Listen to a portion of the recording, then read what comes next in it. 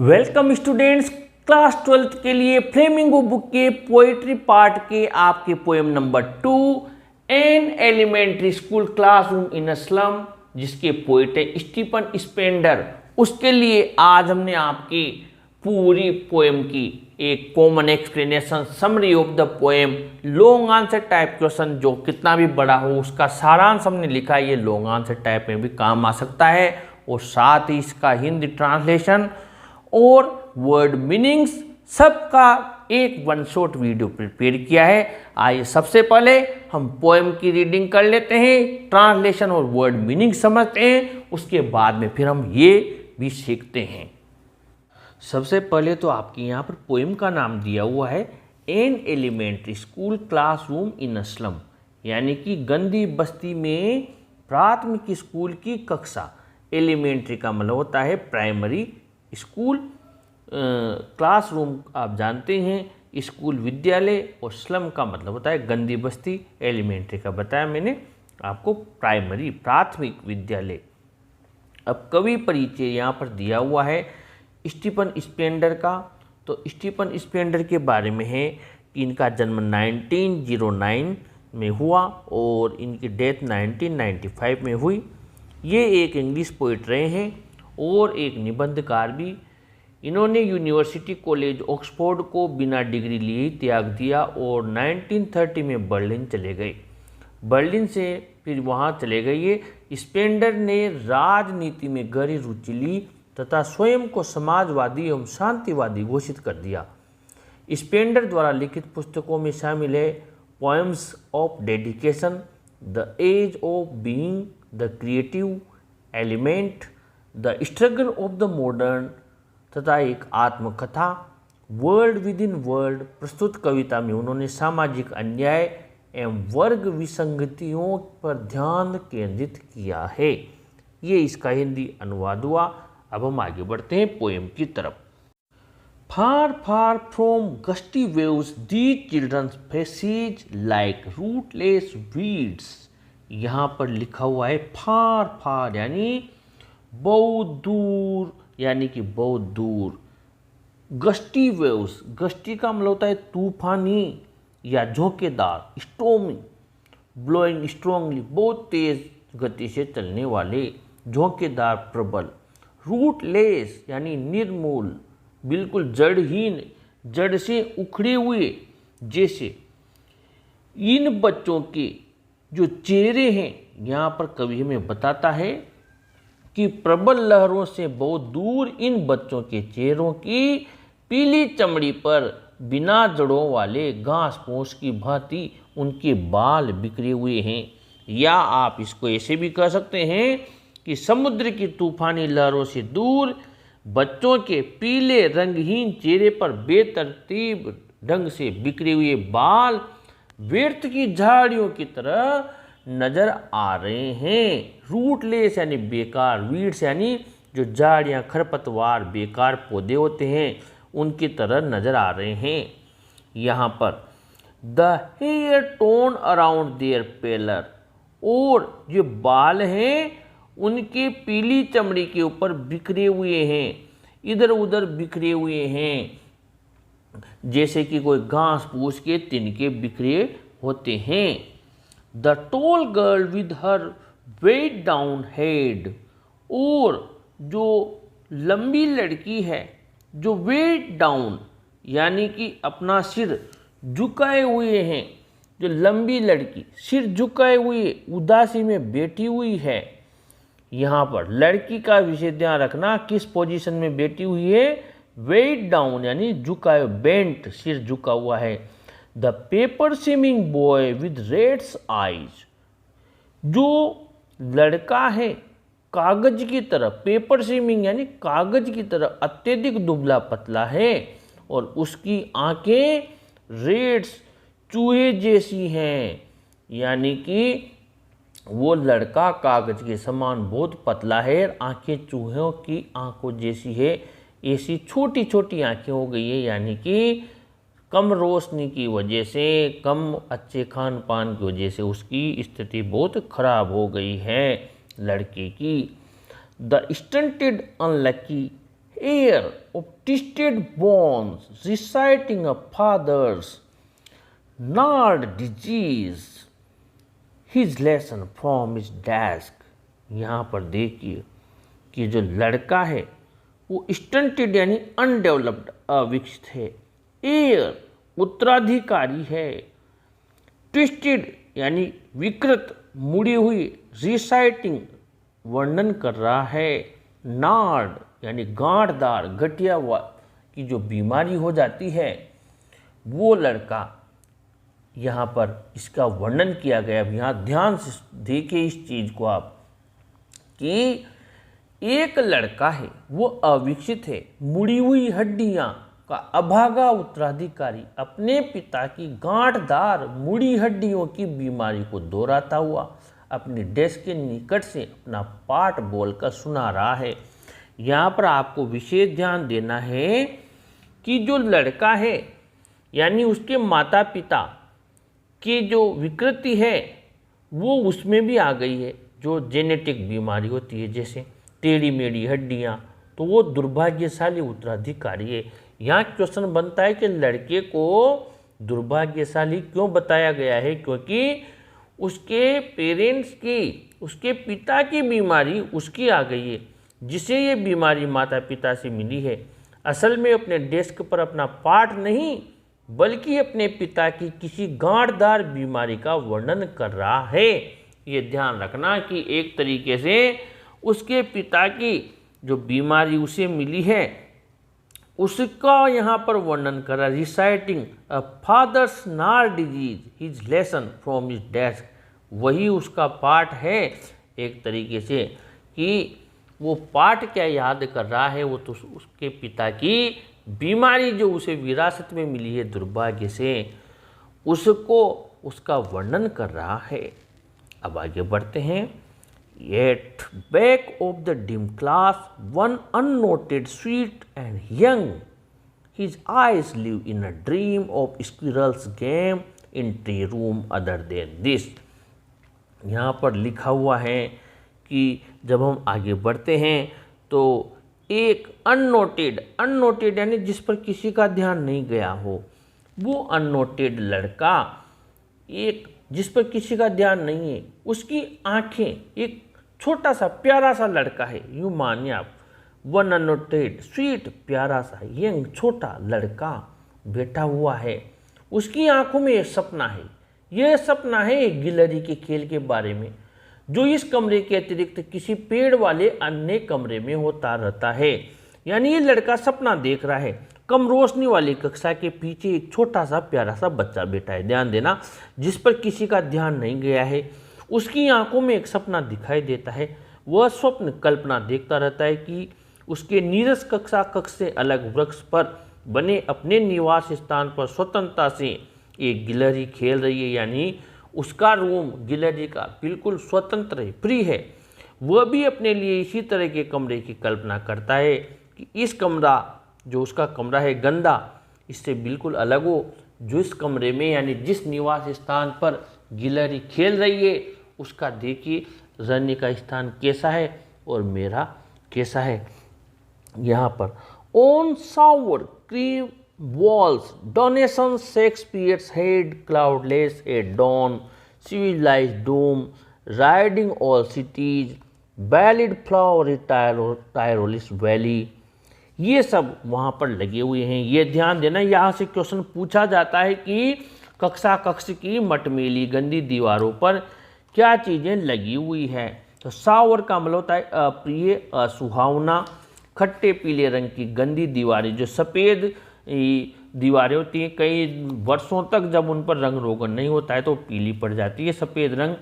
और जो डोनेशन लगे हुए हैं, जो दान उपहार में दी हुई वस्तुएं लगी हुई हैं, ये सारी चीज़ें वहाँ पर उस खट्टे पीले रंग की दीवारें, जो बद्दी दीवारों पर उपहार हैं। शेक्सपियर का एक चित्र है, सूर्योदय के समय का स्वच्छ आकाश का चित्र है।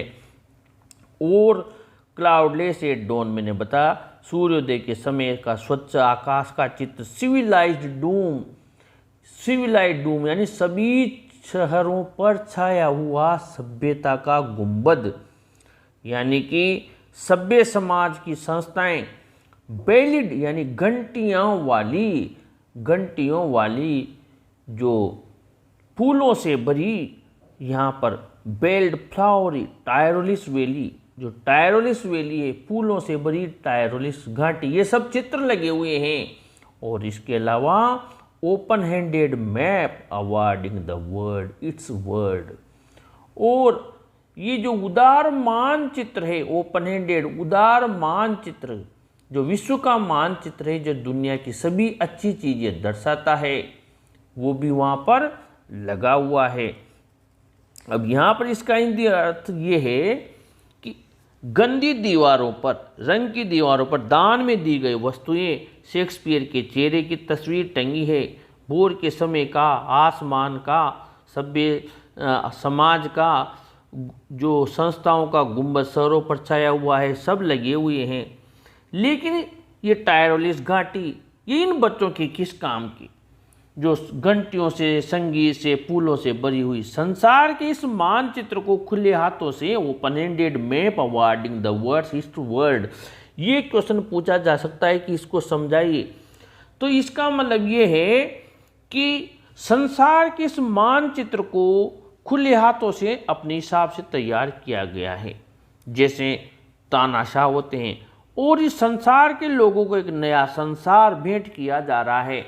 यानी वो संसार जो उन्होंने, जो तानाशाह होते हैं, डिक्टेटर होते हैं, उन्होंने अपने हिसाब से बनाया है, जिसमें इन गरीबों की के लिए कोई जगह नहीं है। ये जो सारी सुंदर चीज़ें हैं, जो भी संसार की भोग विलास की चीज़ें हैं, इन पर इन कुछ लोगों का ही यहाँ पर अधिकार होकर रह गया है। ये ऐसा संसार है ओपन हैंडेड में भी अपनी सामने तो उदार नजर आ रहा है कि ये ऐसी सुंदरता है, लेकिन ये बच्चे इन सब चीज़ों को केवल इन तस्वीरों में देख सकते हैं, वो इनके लिए नहीं है। Awarding the world it's word, इस संसार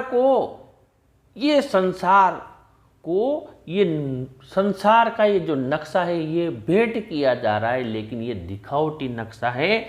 असलियत में ये जो दुनिया है ये बिल्कुल अलग है इन बच्चों के लिए।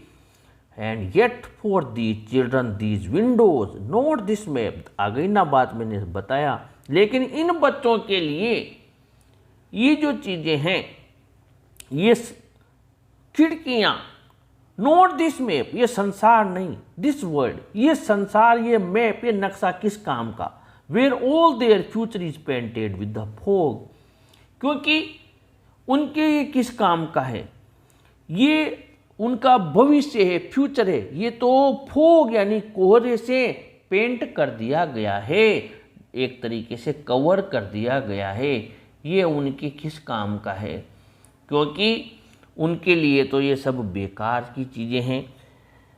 Where all their future is painted with the fog, a narrow street sealed in with the lead sky, far far from rivers, caps and stars of words. उनका भविष्य धुंध से पुता हुआ है, अर्थात अनिश्चितता व अंधकार से भरा हुआ है। वे अपने जीवन की इसी तंग सकरी गली जो कि आगे बंद कर दी गई है, नेरो यानी सकरी, स्ट्रीट यानी गली, सील्ड यानी बंद कर दी गई है अंदर की तरफ से, लीड स्काई यानी नीला दूसर आसमान, उस गली में बंद होकर रह गए हैं। इसको एक दूसर नीले आसमान ने चारों ओर से घेर लिया है उस गली को। ये बच्चे जो यहाँ इस गंदी बस्ती में रह रहे हैं, ये तो उन रिवर से फार फार फ्रॉम बहुत दूर हैं, केव्स अंतरीपों से और सितारों जैसे शब्दों से बहुत दूर हैं। कुल मिलाकर भाव यह है कि जिन बच्चों के लिए थोड़ी खुली जगह मिलना दुर्लभ है, उनके लिए प्रकृति की ये चीज़ें तो अर्थहीन है, बेकार है, उनके ये किस काम की है। Surely Shakespeare is wicked. The map is a bad example with ships and sun and love tempting them to steal. निश्चित ही शेक्सपियर इनके लिए विक्ड यानी अरुचिकर है, क्योंकि शेक्सपियर में उनका क्या इंटरेस्ट रहेगा। शेक्सपियर तो गंदी बस्तियों में रहने वाले बच्चों के लिए महान नाटककार। शेक्सपियर का चित्र अर्थहीन है या बुरा लगने वाला है। ये सब चीज़ें उनके लिए बेकार है, बेड एग्जाम्पल है। ये जो सूर्य है, यहाँ पर जो सूर्य दिखाया गया है, ये सूर्य, जहाज, प्रेम दर्शाए गए हैं। ये सब चीज़ें उन्हें चोरी करने को ललचाती हैं, क्योंकि वो ऐसे इन्हें हासिल नहीं कर सकते तो फिर वो गलत रास्ते अपनाएंगे। इसलिए इन्हें उन्हें मत दिखाओ। For lives that slightly turn in their cramped halls from fog to endless night, क्योंकि जन्म से मृत्यु तक ये गंदी बस्ती ही इन बच्चों की इन संकीर्ण कोठरियों में जीवन व्यतीत करने के लिए बाध्य है। वो बच्चे, इनका अस्तित्व अनिश्चितता की धुंध से आरंभ होकर मृत्यु के अंतहीन अंधकार में समाप्त हो जाता है। यहाँ पर वो बता रहा है कि ये जो क्रेम्ड होल है, क्रेम्ड यानी तंग, होल्स यानी झोंपड़े, रहने के स्थान, ये एंडलेस नाइट यानी कभी समाप्त न होने वाली रातें, अनंत अंधेरी रातें जहाँ उजाला ही नहीं है, यही उनकी जिंदगी है। उन्हें ये सब मत दिखाओ, ये उनके किस काम के हैं। On their slag heap the children wear, skin peeped through by bombs and spectacles of steel with mended glass, like bottle bits on stones.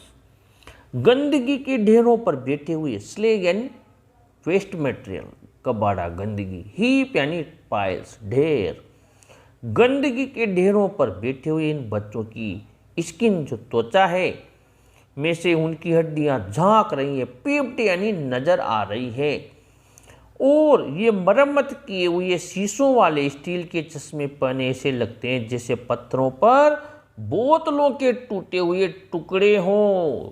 Underline कर लीजिए इस बात को कि धातु के मेल के ढेर पर रहने वाले इन बच्चों की चमड़ी से उनकी हड्डियां झांकती प्रतीत होती हैं। उनके चश्मे स्टील के फ्रेम से बनते हैं जिनके मरम्मत किए हुए शीशे लगे हुए हैं, और ये शीशे पत्थरों पर पड़े कांच के टुकड़ों की तरह नजर आ रहे हैं। विशेष ध्यान देना। All of their time and space are foggy slum. उनका जो पूरा समय और क्षेत्र है ये फोगी, फोगी का मतलब धुंध से भरे हुए, कोहरे से भरे हुए, ये गंदी बस्ती के उनके निवास स्थान, उनके झोंपड़ी हैं, ये स्लम है। So blot their maps with slums as big as doom. अब यहाँ पर कवि ने बहुत बड़ी बात कर दी है। ब्लोट का मतलब होता है मिटा देना, डूम यानी प्रलय, महाविनाश।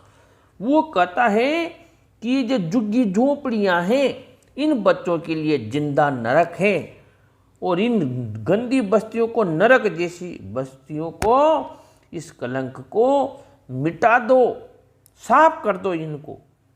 ये कलंक है और इनको अब यहाँ रखना सही नहीं है, क्योंकि ये डूम यानी बर्बादी या नरक के समान है। वो कहते हैं कि इनको तोड़ दो, इन्हें नष्ट कर दो।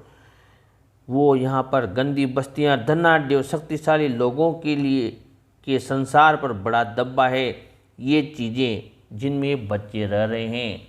इसलिए उन लोगों के मानचित्रों को मिटा दो और प्रलय जैसी विशाल गंदी बस्तियों की उनके स्थान पर दर्शाओ, क्योंकि आप इन जो खूबसूरत चीज़ें हैं इनके पीछे की हकीकत आपको नहीं पता कि एक दुनिया ऐसी भी है जहाँ पर ऐसे लोग रह रहे हैं, और आप क्या दिखा रहे हो ये सुंदर चीज़ें, ये इन बच्चों के लिए किस काम की। अरे इनकी इस दशा को दर्शाओ इन चीज़ों में जो हकीकत है इस दुनिया की। अब कवि आगे कहता है, unless governor inspector visitor this map becomes their window and these windows that shut upon their lives like catacombs break open till they break the town. यहाँ पर फिर बहुत बड़ी बात कर दी कि जो गवर्नर है, सरकार जो झुग्गी झोपड़ी के लिए स्कूल खोलती है, इंस्पेक्टर जो लोग इन गंदी बस्तियों की स्कूलों का निरीक्षण करते हैं, विजिटर सम्मानित व्यक्ति जो इन स्कूलों को देखने आते हैं, ये सब क्या कर रहे हैं, इनकी क्या ड्यूटी है। गवर्नर, निरीक्षक, आगंतुक, जब तक ये मानचित्र उनकी खिड़की नहीं बनता और ये खिड़कियां जिन्होंने उनके जीवन को कब्रों के तक आने की बातें कैद कर रखा है नहीं टूटती है, टूट कर खुल नहीं जाती। नगर को तोड़ दो, क्या काम किए ये सब। केटकोम का मतलब कब्रों का तहखाना।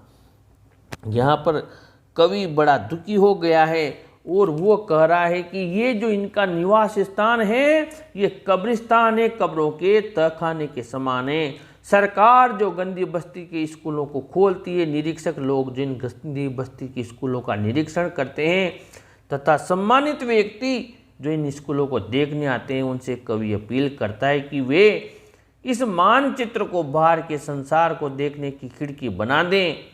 खिड़कियां जो तहखानों की कब्रों के समान उनके लिए बंद हो जाती है, उनके सारे बंधनों को तोड़ दे। वो ये कहता है कि ये सब अब ईमानदारी से अपनी ड्यूटी करें कि गंदी बस्ती के बच्चों को बाहर की वास्तविक दुनिया में ले आएं, उन्हें सभ्य समाज की मुख्य धारा में लेकर आएं।